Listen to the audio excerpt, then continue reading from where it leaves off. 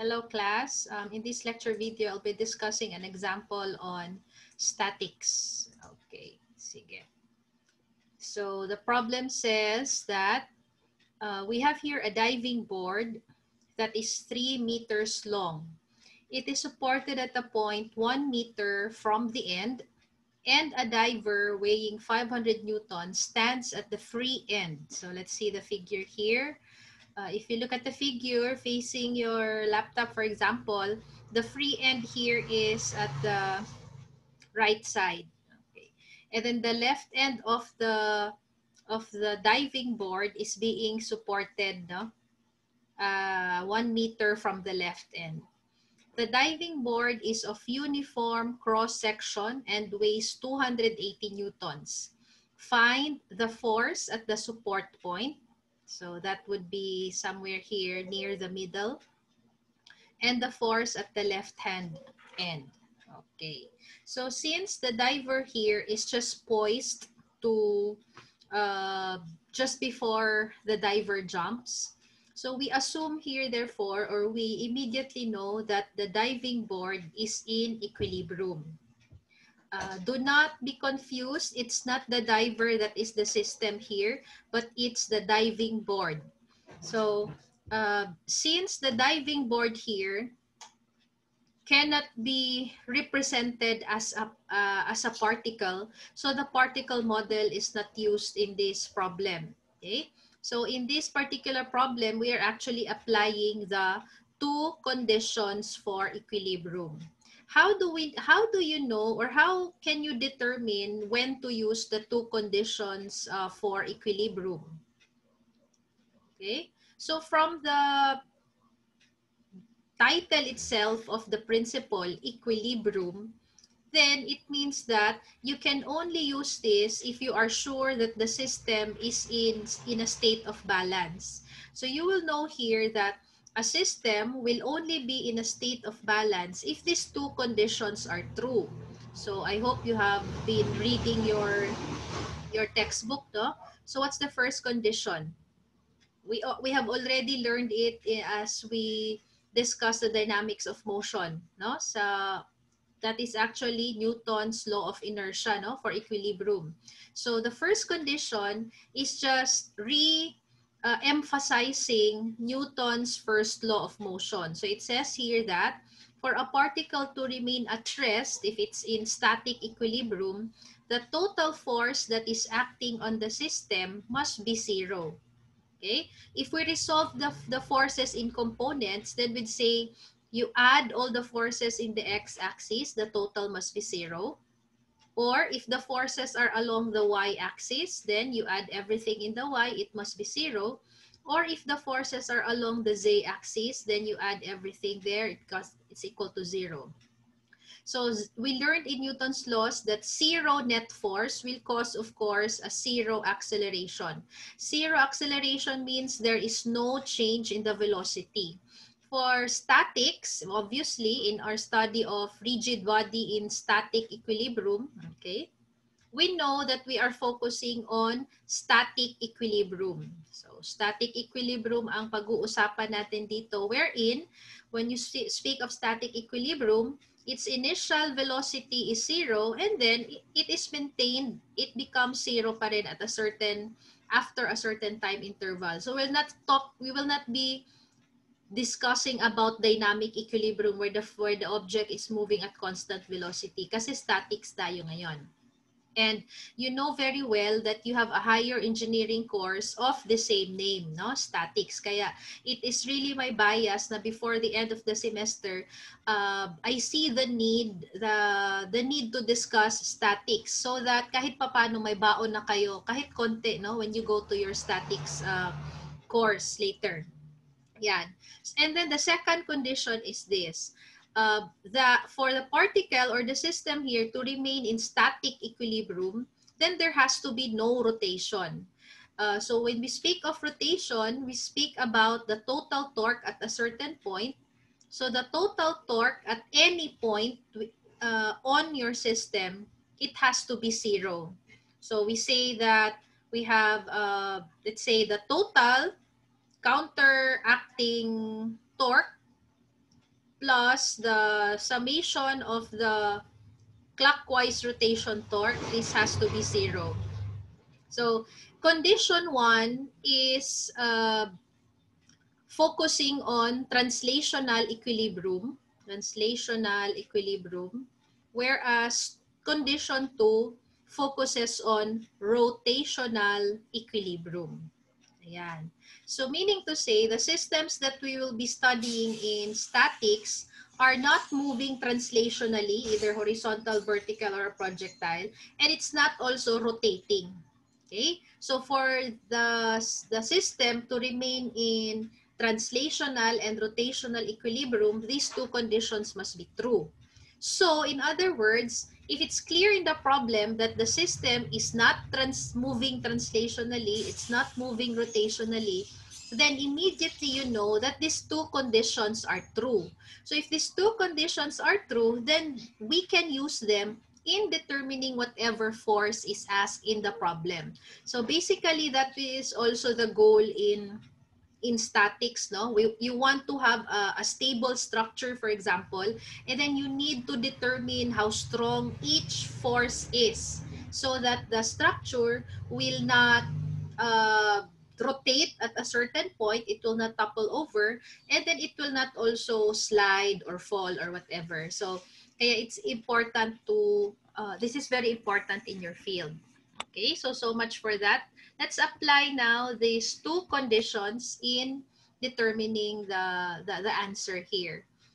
So what are the important information that are given in the problem? Number 1, you are given the total length of the beam. Okay, so it's 3 meters long. Alam mo na yan, it's very clear there.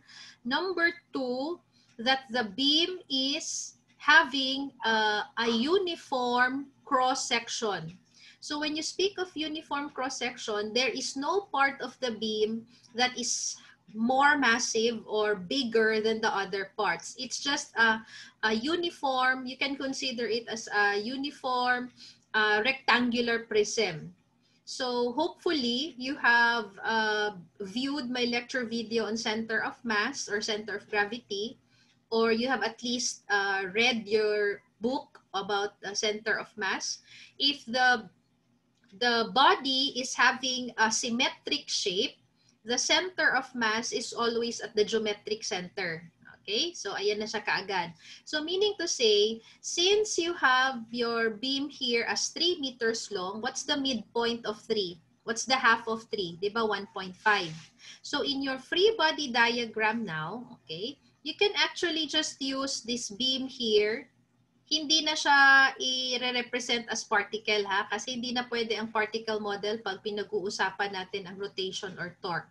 So, if this is 3 meters long, then in your sketch, you immediately indicate saan dyan ang center of mass or center of gravity. You can just use here the symbol of the X-Men. You have a circle and an X. So every time you see that in your drawing, it's a reminder that that is the location of the center of mass or the center of gravity, the CG there.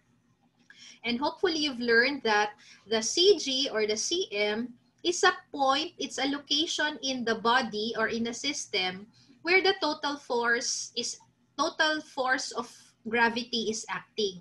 Meaning to say, pag na-locate mo na saan ang center of mass or saan ang center of gravity, huwag mong kalimutang i-draw sa FBD mo yung gravitational force na re-receive ng beam.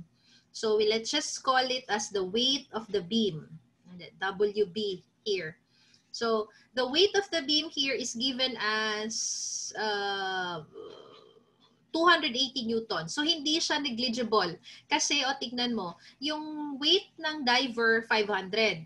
Yung weight ng diving board, 280. So, medyo comparable sila. Kaya, hindi mo pwedeng i-neglect yung bigat ng beam.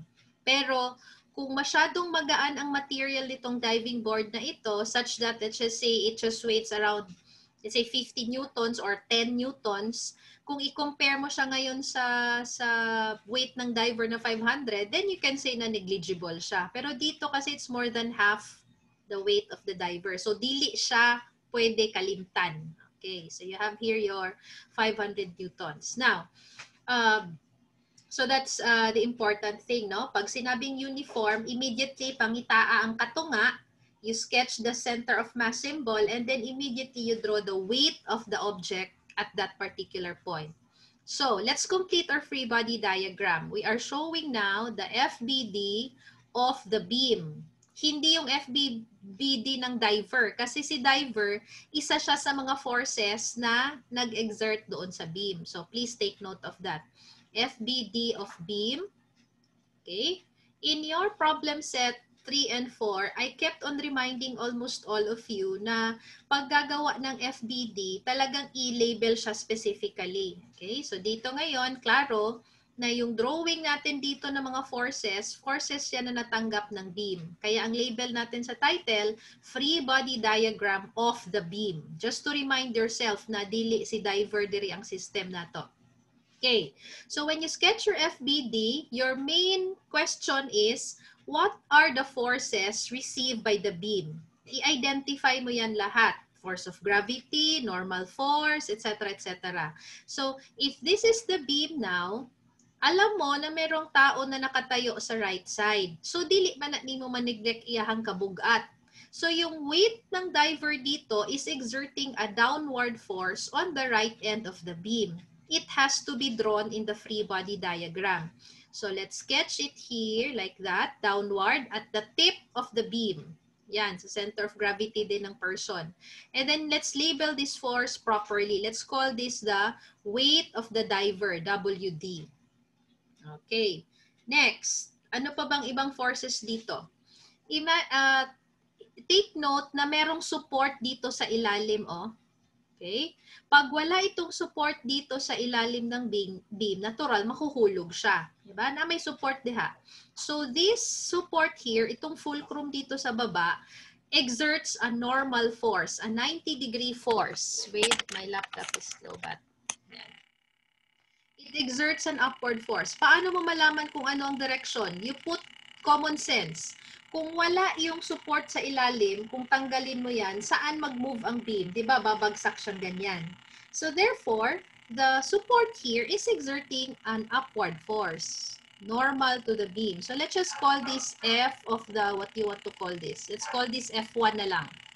Yan, upward. Ito yung pinapasolve sa atin, sa letter A, force at the support. Okay. Now, meron bang tension na natanggap ang beam? Wala, kasi wala namang nakatali na rope or cable sa kanya. Meron bang friction? Walang frictional force kasi wala namang relative motion na kukontrahin. Ano pa?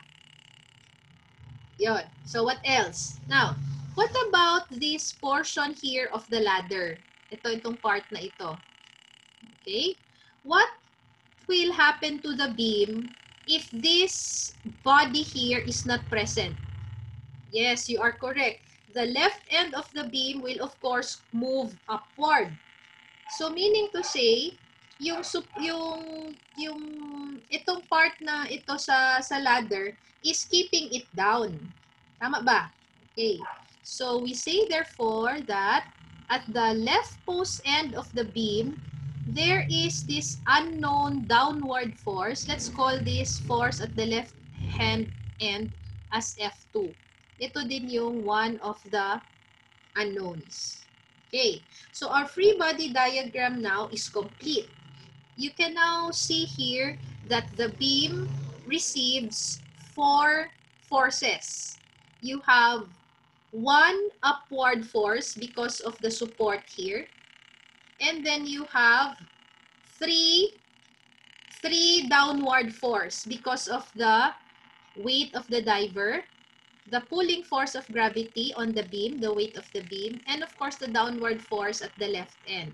Okay, it's very clear that the beam is in a static equilibrium so that we can use the two conditions for equilibrium. The second step now is this. Angat natin konti. Okay. Since there are two points here that are fixed, no? Ang isang point na fixed, itong sa ilalim ng support. The other fixed part of the beam is itong nasa left. whatever points in the system that are not free to move, kasi naka-fix siya, those points can be your choices for the axis, for the reference point pag nag-solve na ng torque. So, pwede mong piliin dito saan mo ilalagay yung reference pag nag-measure ka na ng moment arm. Okay? So, yung point of reference natin, that is where the axis of rotation passes through. That is where R is 0. Parang reference point nga natin. So, I will just show one example. I will put the reference along the support. So you just need to sketch a broken line passing through the line of action of F1. And then I'd say here that this is my reference, so that I will also say that the axis of rotation in the z-axis. So ito yung z, ito yung axis of rotation. Okay. The possible rotation of the beam happens in the XY plane. Pwedeng mag-counterclockwise rotation, pwedeng mag-clockwise rotation. Okay, nasa XY plane. So ito yung x-axis natin, ito yung y, ito yung z. Klaro ba? Okay, very good. Marakong buang na rin. Ako'y kaistorya. Okay.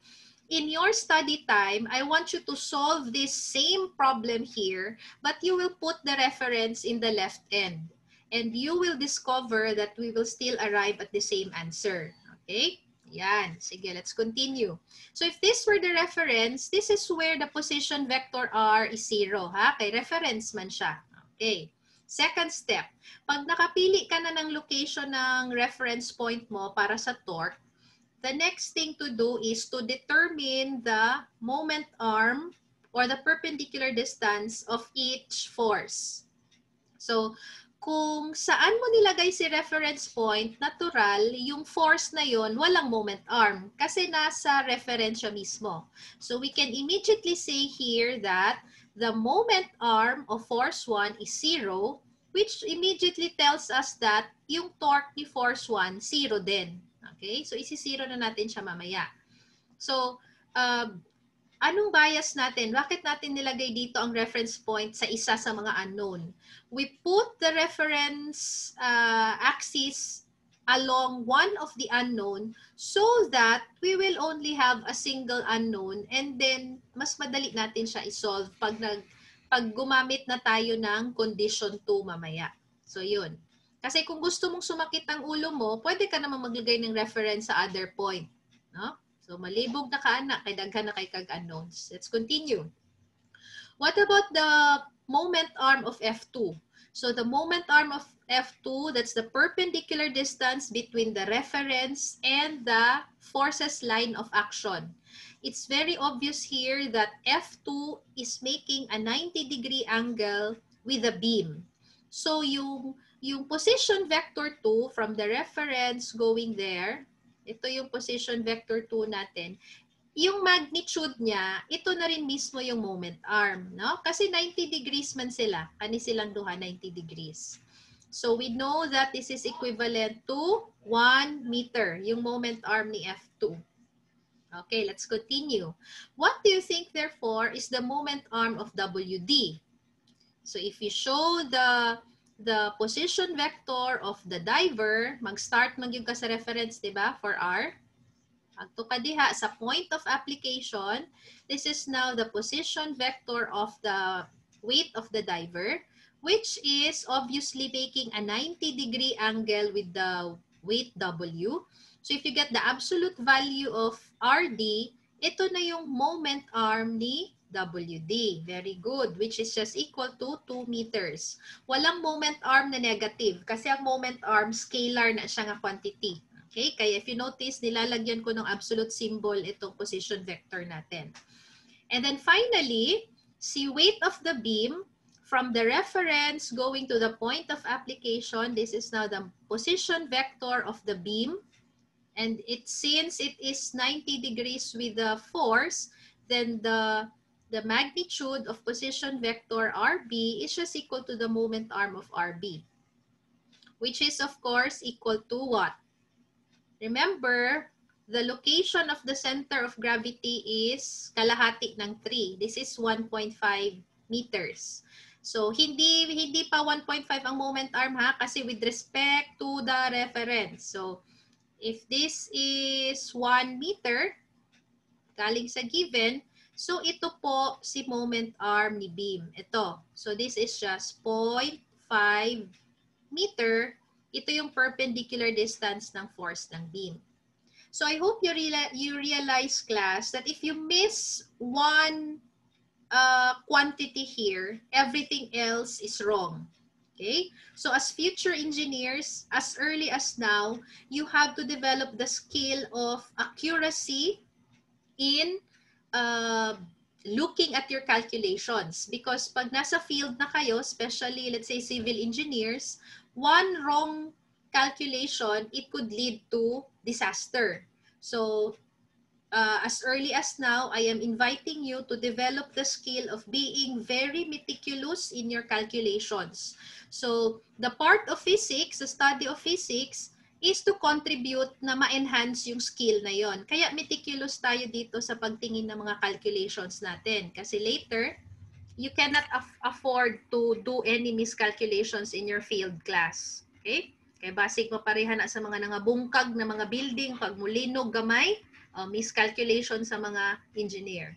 So, ayan. Kaya mag-practice na kayong mag-careful sa mga calculations ninyo. Okay. What's the next step? Alam na natin ang mga moment arm. So, the next would be to determine the sign of the rotation para in preparation for itong si paggamit natin ng total torque. No? Meron na tayong F, meron na tayong L, yung sign na lang ni torque. So, isa-isahin natin. Walang torque si, let me use another color. There's no torque because of F1. So, wag na natin siyang pansinin. Let's go to F2. Asa na ganita? So, again, our technique is you get your pen, you hold it where the reference is. So, in this case, it's somewhere here near the left. So, if you want to determine the rotation that is caused by the weight of the diver, you push down the beam at the right end, your pen. It moves in clockwise rotation. So, you put it in your FBD that the torque due to WD is causing the beam to have a possible clockwise rotation. So, you'll have a negative torque here because of the weight of the diver. Negative yan. Mamaya pag nag-summation tayo. Let's continue. What about the weight of the beam? Ganun pa rin. Dito sa center ng pen, ipupush down mo siya clockwise. Clockwise rotation pa rin. So, lagay mo dito, negative torque pa rin because of the beam. Okay? F1 walang torque. Go back to your pen, hold it at the reference, and then you push it down. So you notice the pen rotates counterclockwise when you push it down at the left end.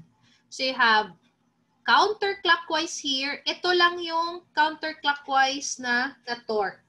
So dito pa lang, malalaman mo na dapat yung torque because of force 2, it must be strong enough to counteract the clockwise rotation because of the torques of the two weights.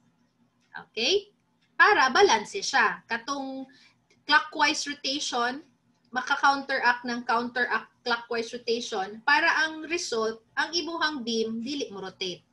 Okay. So I guess everything is ready now. All the ingredients are present. We can now go to our solution. Okay, F1, F2. So, number 1, ganito siya. If you use the first condition muna, everything here is Fy, you will realize na dalawa pa rin ang unknown mo. So, no. Tingnan natin ha. So, kung gagamit na tayo kaagad ng condition 1, our forces are in the y-axis, so we will use this one. So, condition 1, we add all the forces in the y, and it has to be 0. Reminding yourself that upward force should have a positive sign, downward force should have negative sign. Okay, so tingnan mo. Meron kang positive na F1. This is just Newton's laws, guys. First law. Meron kang negative na F2. Lahat ng forces, ha? Tapos meron kang negative na weight ng beam. Negative weight ng diver. Equals 0. Alam mo ito, pero dalawang unknowns. You don't know F1, F2 yet. So, set it aside for a while kasi hindi mo pa siya kayang gamitin. You go to the second condition. Ayaw na pugsa diha kung di pwede. Let's go to the second condition. We add all the torques. It is equal to 0. Our reference is along dire ha. Nagkasinabot na taan na. So, you just follow the command here, guys. Summation. Add all the torques with the corresponding signs and equal it to 0. So let's add.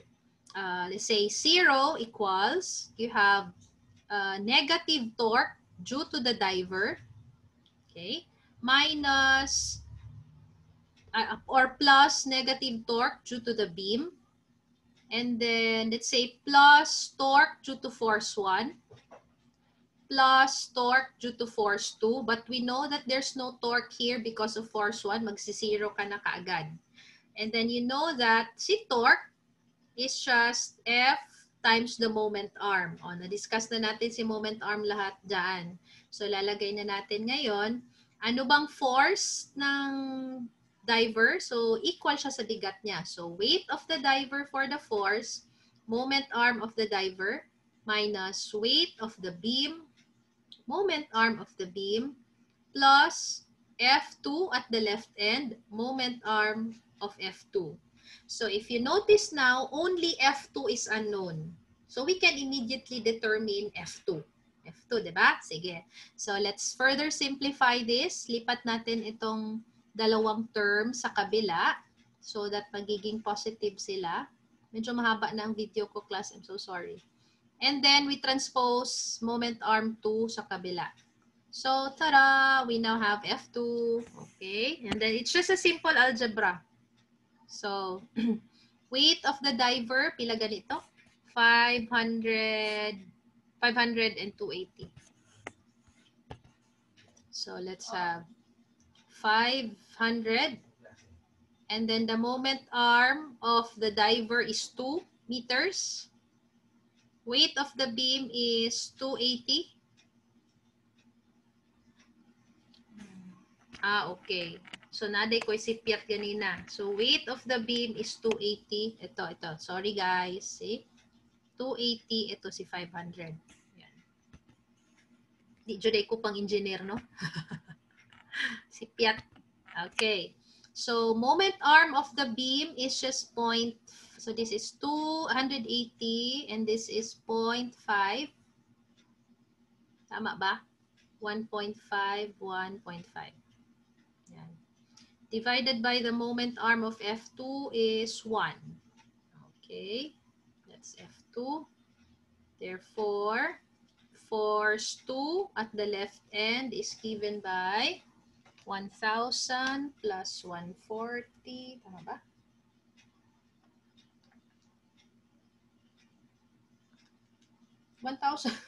Di ba, nag-calculator pa ko, no? 1,140. 1,140 newtons. Ayan.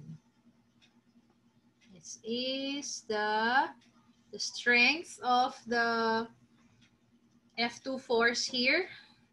And then, we now go to first condition. Erase na natin yan. So that F1 is equal to, lipat natin tong tatlong term sa kabila. Force 2, weight beam, plus weight diver. 1140 plus 280 plus 500. So, F1 is 140. Ito, kailangan ko na ng calculator. 1140 plus 280 plus 500. Stronger siya. 1920. 1920 newtons. So, let's take a look at our values here. The force of the support, let's call this the fulcrum. And this one is at the left end. of beam.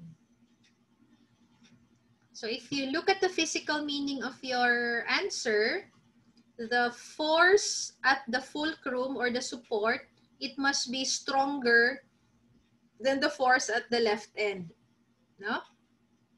So that, why? Because it's much greater than this one. To keep this system in statics. Okay. So, ayan siya. Okay?